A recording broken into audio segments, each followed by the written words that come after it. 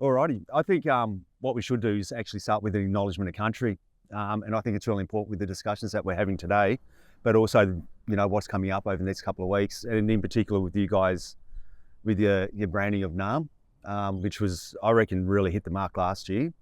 But I want to talk a little bit about that as we go along, especially for what we hear in the work that we do, what you hear in community, but also what you hear in the broader community. You get your thoughts because you're actually immersed and really involved in it.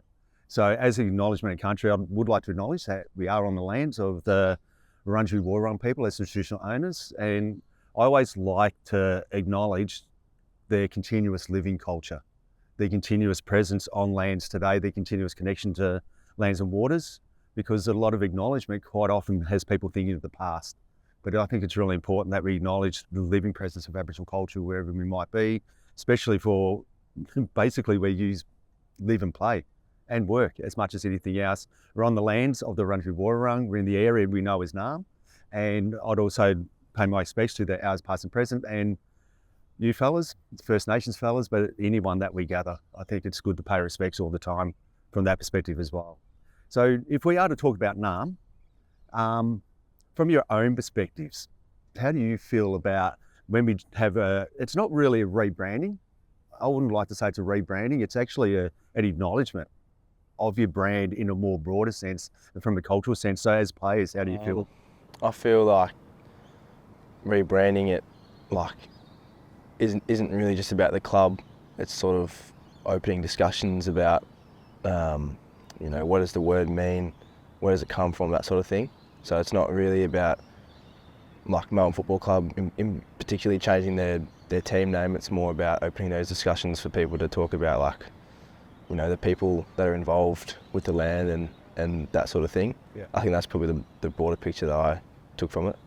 Yeah, it seems like it sort of sparked a conversation with everyone. Like a kid watching footy at home might ask their parents, what's Narrm mean? And then, as Deke said, it sort of sparked a lot of conversations and education around what it means. And it's good for the whole league, not just the Melbourne Footy Club. Obviously the first year we fully adopted it. And as we were speaking before, this year will be the first time two teams will play against each other with their traditional names. Yep. So I think we do that with Port and with Freo. So I think that is going to be a really cool experience, and I'm sure both teams will sort of really embrace that. And yeah, that no doubt will spark a lot of conversations with people. I think just on the back of that, the responsibility that we have to continue those conversations, that it's not just, it's easy to have these sorts of forums over the 2 weeks of Sir Doug Nicholls' round, but it's incumbent on us as industry leaders to continue those conversations and educate throughout the entire year, not just the 2 weeks that, in a more formal setting. So I guess that's why we're here today is to sort of start that process formally from a club. But, if we can upskill ourselves around the broader education and the responsibility that we have and how we can be allies, going forward in the weeks, months and years ahead, in the conversations that we have in community as well, we can continue that education. So we're here today to learn from you, and then we can be custodians of that knowledge and help sort of shape the conversations in the community going forward. Yeah, I think that's really important. It's actually something we try to promote all the time, is that if you upskill yourself and build your own knowledge, you don't necessarily need Aboriginal people around you to have those conversations, to have meaningful conversations, whether it's family or friends. Obviously, you engage with the general public probably more often than just your average worker, if you like, in terms of that. And that's something we really do encourage, is that if you can learn for yourself, you can have those better conversations, and that you don't need an Aboriginal person around in that moment to support a good conversation around that sort of content. And if you do talk about allyship, when we talk about allyship, it doesn't mean necessarily that you're going to go to Aboriginal people for absolutely everything, but you're going to build your own knowledge to then support. And it's something we really do push, is that good allyship isn't standing behind Aboriginal people, because all you're really doing is just pushing them forward again, and they take the brunt of everything. And you can still be protected behind that person. but it's actually standing beside and being willing to take the brunt with them. And so that conversation you just had around upskilling yourself with those conversations. What's a really, because we do hear these words being thrown around a lot, but what's a really practical way that we or anyone can stand beside First Nations peoples? Well, knowledge is a good base, and having your own knowledge, building that knowledge is a good base. But I think just question people. I mean, we hear comments all the time. We hear racism, or even just almost casual racism sometimes in the way questions asked or whatever it might be. And it's actually question people. Why did you say that? Where did that come from? Because we have these conversations. I'd tell my young Aboriginal workers, stay off social media when those kind of conversations, don't respond to it. But what I encourage non-Aboriginal people to do is not necessarily respond, but listen on our behalf, if that makes sense. I've known people, especially Wills and I were just talking about Black Lives Matter. During that period, the number of non-Aboriginal people, or, you know, in the broader community that turned friends away, like they actually stopped following somebody because they didn't know their friend was like that, and racist comments and stuff, we almost encourage, keep them on your list and listen on our behalf almost, if you like, and then question them on our behalf. When an Aboriginal person might question that, they just get attacked more. But if it came from you guys, then they're going to have to start thinking for themselves, why is that person questioning me? And they actually want, I think sometimes, to elicit a reaction out of an Aboriginal person, but when it's coming from you, that makes a difference. And it's actually, I think, good allyship is listen and question. Where did that comment come from? Why did you say that? And I think that can be a really good way of looking at, you know, that support. I was saying, I guess as us as role models in the community, if we're seeing questioning and challenging ideas with our presence in our platform, I think that goes a long way to helping a lot of other people as well. Yeah. If you think about, as a football club, when you go through these 2 weeks of, you know, playing under the name of Narrm, does it capture your values personally, and does it capture the values of the club? Yeah, I think so. I mean, I've only fresh in the Melbourne colours, but you know, something that really struck me was the club's purpose when I came in, that everybody's proud to belong, and I think that's just a tremendous club purpose, and something that anybody, any person can step in and hopefully try and feel safe in you know, the four walls of the Melbourne Football Club. But we want to expand that and make that safe to go to the MCG or go to Adelaide Oval or walk down Smith Street. So for me as a new player coming into the club, I see a really strong link in terms of the values and how we're showing up as a football club. Yeah. But I'd love to hear from you guys who have been here. I was just going to say, one of our big pillars of the footy club is respect, and we talk about that in a football sense. We've got to respect your opponent, respect the game, but it certainly translates to respecting the land you play on, the people who have played before you, and First Nations or not First Nations. Respect's a huge part of the Melbourne Footy Club, and yeah, I think that certainly translates. I think one of the reasons that I wanted to change the name to Narrm was when I see young fellas like Deacon or other First Nations players, that I want this place to be a safe place.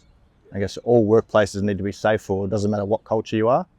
And from the outside looking in, I think if someone sees that, all right, these guys have changed their name to Narrm, I think they get it, as in like the culture sort of stuff. And so when the next, like I said, Deacon or Stephen May or Cosy Pickett come into the club, they know that they're going to be welcome. They can be themselves.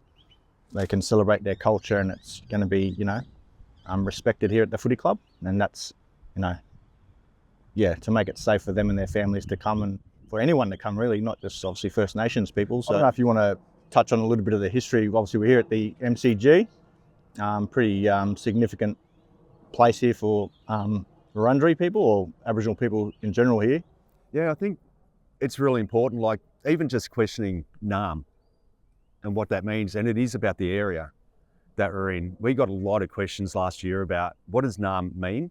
And people actually thought it was a direct translation of Melbourne, which is kind of funny when you consider, you know, a word steeped in 60,000 years of history being translated to Melbourne, a fella that lived somewhere in the UK 200 years ago. It's kind of funny from that perspective, but it was more about the area and how important the area is. And I think in naming your club Narrm actually captures the true history, and actually not even true history, but the true nature of this land today still, and the culture that lies within this earth that we're sitting on right now.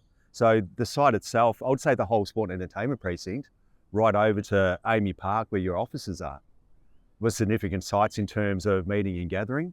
We had the major nations of Central Victoria, the Kulin nations, used to gather in this site, partly gather for business and trade and those kind of things, but also for ceremony.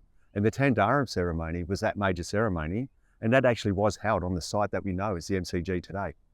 And so I think it's really significant in many ways that capturing that name of Narrm takes us back to understanding the Aboriginal context of this land, past, present and future in that regards, but also the fact that you're on a site of ceremony captures this as such significant grounds that you're actually playing on. And I know over the years, and Wills would say, you know, the work we've done with football clubs over the years and Melbourne over the years, a lot of the players are blown away by this idea that they're on ceremonial grounds when they practice. But I think it's also significant, even from a football perspective, when we look at Aboriginal people and their engagement in sport, First Nations people more broadly and their engagement in sport. Sport offers this one opportunity to walk out with equity, with equality, the same as everybody else that's walking on the ground in that moment.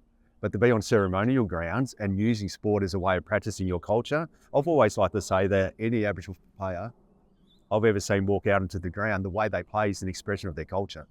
And to be able to do that on ceremonial grounds is so significant, so important. So the land itself captures everything in terms of culture, country, nation, identity. And identity is a real strong part of that. And to know you're on lands in that way is important. But also look at any elder of the Wurundjeri Woi-wurrung that actually performs a welcome to country, whether it's inside the ground for a major event or somewhere around Yarra Park, they're actually practicing a ceremony that their ancestors have been doing for 60,000 years. And it's a continuation of that ceremony. And so it carries so much more significance just to know, and we can relate it back to Marngrook.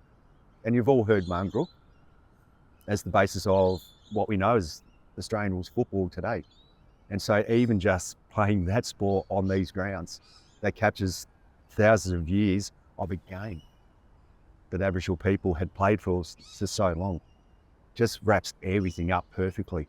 And that's where I think that continuation, as you said, Brodie, around it's not just 2 weeks, it's every week of the year, that you're actually out there playing basically an Indigenous sport on Indigenous land.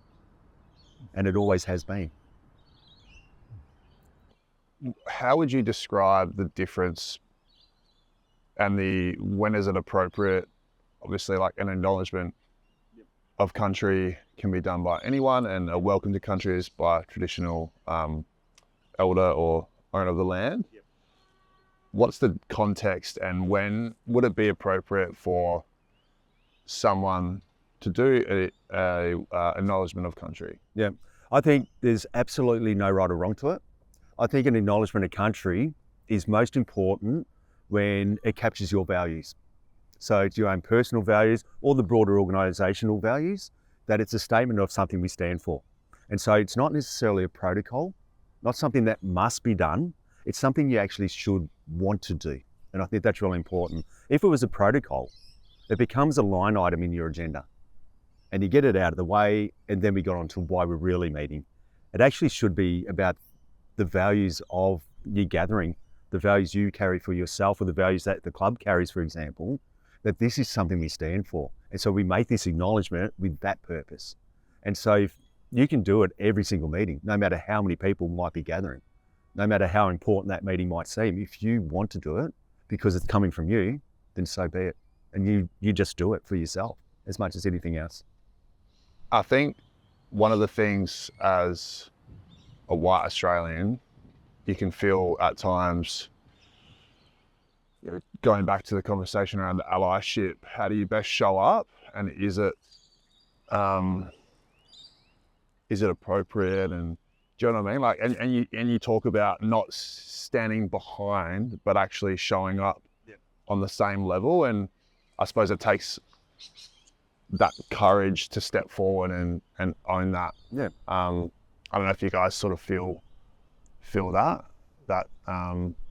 it can be challenging and a little bit scary at times. I think it's okay to acknowledge that. I think for a lot of people, it's finding almost new courage that you never thought you had.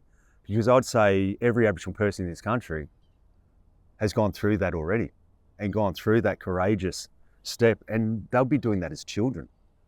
Maybe facing racism for the very first time in school at a very young age, and to continue to go back to school is a challenge if you know that what might be something you might be facing almost every single day. And I think that Aboriginal people, in terms of that courage of showing up every single day for every day of their lives from children onwards, is there. For a lot of non-Aboriginal people that really genuinely want to be allies and want to walk that path, for some it is a new courage to say, I'm stepping out into a space I've never been in before, of challenging racism or challenging persecution of some form or whatever it might be. And so it's up to you how you take that challenge on board. It's up to you what sort of strength you want to carry with that. And it's your own values. If it is something you stand for, then you take that step. It's the same as walking out onto the field for your very first time. I'm sure you were all feeling something that wasn't quite something you felt before, and the courage just to do that for the very first time. It's no different. It's just, I'm going to do this. When it's new, it's hard.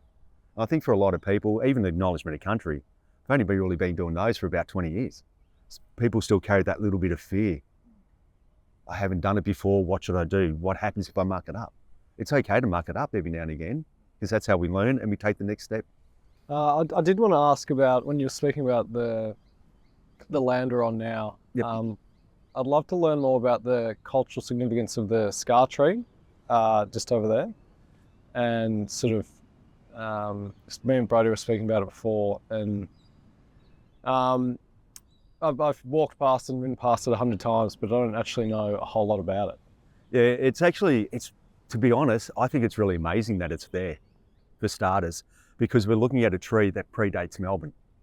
And we've had such change to the landscape of Narrm over the years that the landscape isn't what it was from that perspective. Whether we call it progress or whatever it might be, that's okay. But to actually find sites still that are remnants of that traditional landscape, I think is really significant. So even just almost from a non-cultural point of view, just its presence is still quite amazing, I think, considering how much Narrm has changed over the years for the colonisation that becomes the city, the ceremonial grounds that becomes the MCG. So it predates Melbourne, so it has its own certificate in that space. But as a scar tree, it actually has been noted as a canoe tree, where the bark has been removed to make a canoe. And that canoe was quite a small one, but I've seen many sort of artists' interpretations of culture around these sites from the early years, even from Aboriginal artists, where there were like those one-man canoes and two-man canoes as well, not just necessarily the big, long things that we all get in our heads when we think canoe. So it is significant from a cultural use point of view as well. And so it predates Melbourne, I think around 350 years old, but it also tells us a lot about the traditional landscape from a cultural sense as well, because we're so far from the river, and you don't make your canoes 800 metres from the river and then walk them all the way down. Would have had a lot of trees like that all the way through. So we get a sense of the landscape that Narrm was all those years ago as wetlands, and the river was a flooding river, and it was a very different time, a very different landscape prior to colonisation. And so to actually have that remnant that still tells that story so close to the MCG is amazing. And I think it also says a lot about Melbourne and Narrm as well, in terms of how, for want of a better term, the average person might view Aboriginal Australia, that it's about the bush and the outback, and we get a lot of those images. And for a lot of people, that becomes this almost romanticised view of Aboriginal Australia. One of the things we push as the Koorie Heritage Trust is that Aboriginal culture is everywhere, no matter where you might go in this country, any city that you might go to, any town that you might go to, let alone out in the outback or the bush, there are Aboriginal people and there is Aboriginal culture. And so 15-minute walk from our CBD, there's a cultural site still standing that predates the city, is quite amazing as well. I feel like obviously the key takeaway for me is to keep learning and to keep educating myself. What are some resources that, whether it's the club, people at the club, myself as an individual, a parent teaching their kid at home, what are some easy to access resources or the best resources to help upskill and learn more? There's so many resources now. We're seeing more and more all the time in terms of what is available. I think you can read books, you can watch videos. There's some great documentaries. The one thing I'd encourage around any resources, whatever it might be, would be trying to find resources being developed by Aboriginal people. And I think that's one of the big shifts we're starting to see in education more broadly, is that we're getting more and more Aboriginal authors all the time writing their own stories, actually writing their own history, which is really important. Well, I think where you work, the Koorie Heritage Trust is obviously a big one, big resource that anyone can sort of access. So I don't know if you want to touch on exactly what you guys do, and obviously represent, I guess, the southeast. Yeah, it's a little bit of everything actually. So as a cultural centre based for Federation Square, our first purpose, when first developed or created in 1985, through some amazing elders back in the day, was to give voice to Aboriginal Victoria and give voice to Aboriginal artworks and artefacts, which was really important because they sat in the museum with that old anthropological point of view of a culture in the past behind glass. And so they wanted to give it a living presence. And so over the years, moved away from the museum, it had its own building on various sites around Melbourne. We've landed at Fed Square. We've been there for about 8 years now. We're about to get the second floor. So the whole building will now actually be a dedicated cultural centre based right in the heart of Melbourne, really, at Federation Square. We're the actual only dedicated cultural centre in any capital city in Australia. And so it's really significant. Even from that point of view, we carry the largest collection of Aboriginal artworks and artefacts in Southern Australia with around 65,000 items, still with the mandate of preservation and protection, but we're also got the values for the broader community about celebration of Aboriginal culture. So we offer a safe space for anyone of any background to just walk in and engage with our culture. As I'm sure Brodie, Wills have been on the tours that we do around actually connecting the country and connecting to the stories that we talk about around the G all the way down to Federation Square. So we offer that to the general public as well, and corporates and school groups. So education is a real big part of that.